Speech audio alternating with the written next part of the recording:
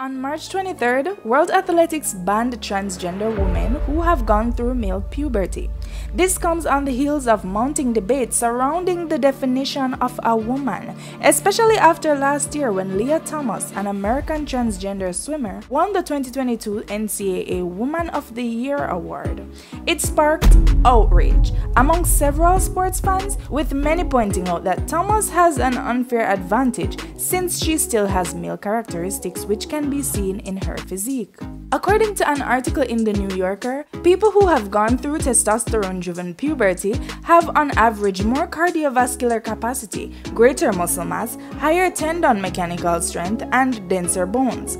They tend to be stronger and taller with longer wingspans. In many sports involving timed races, men are roughly 10 to 12% faster than women. If you need more proof of men being faster than women, look at all the world records for every track event.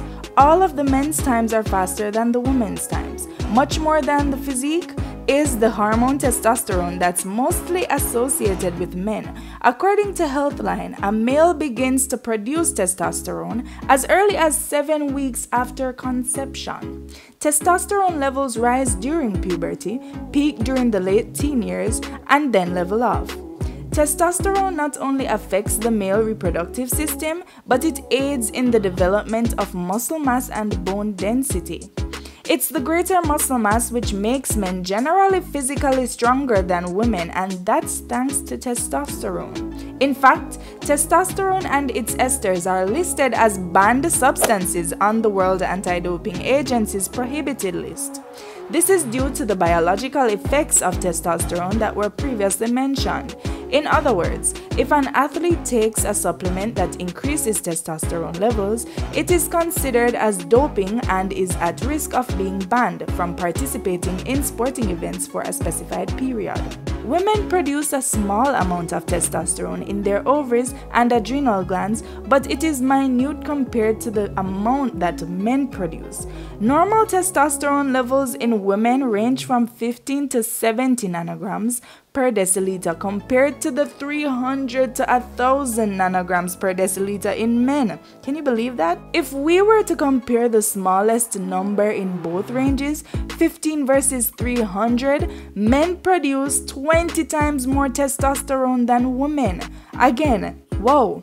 This is what makes men physically faster and stronger than women. That is also another reason why we have female and male categories in sports where athletes with similar athletic abilities can fairly compete with each other. When Caster Semenya stepped on the scene in 2009, her wins in the 800 meters were scrutinized by the public and several commentators because she had far more testosterone than her female compatriots.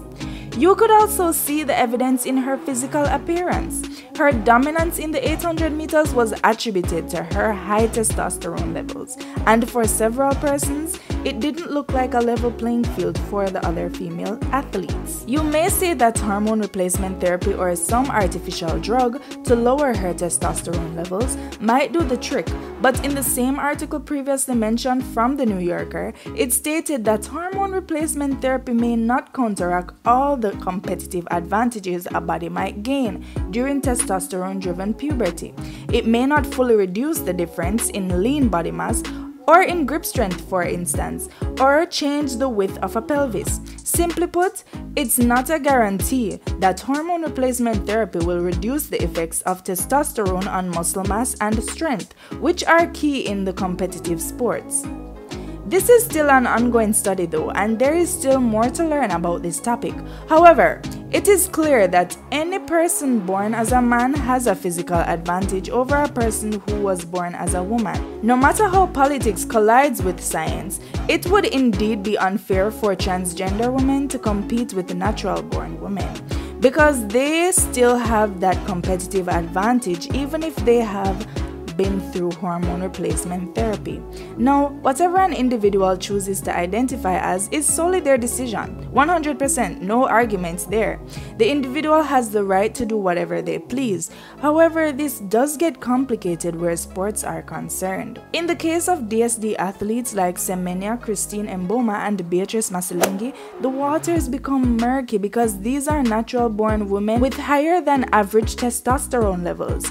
It's harder to pair the fact that they are still women but they have high testosterone levels. Mboma having that kick in the last part of her races is widely attributed to her DSD status. Therefore, you can arrive at the conclusion that DSD athletes also have an unfair advantage in women's sports. There have been a few persons calling for another category to be added to athletic events, specifically for DSD and transgender athletes. I'm not sure if that will happen in the near future though, because inclusivity is the order of the day, and some may label that unique category as discrimination.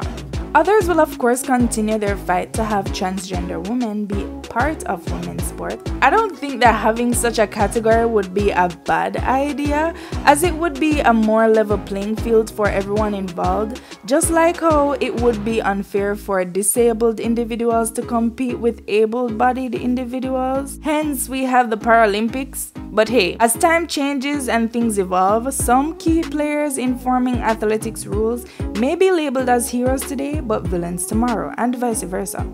I believe that is why officials have been too fearful to approach this subject head-on, as they know that one wrong move and they will be cancelled now or in the future. The truth still remains that the feeling of inclusivity will continue to collide with preserving the integrity of female sports. I think what's even more shocking in all this is that never in our wildest dreams would we think that the definition of a woman would be shrouded in so much confusion, largely fueled by our current socio-political climate.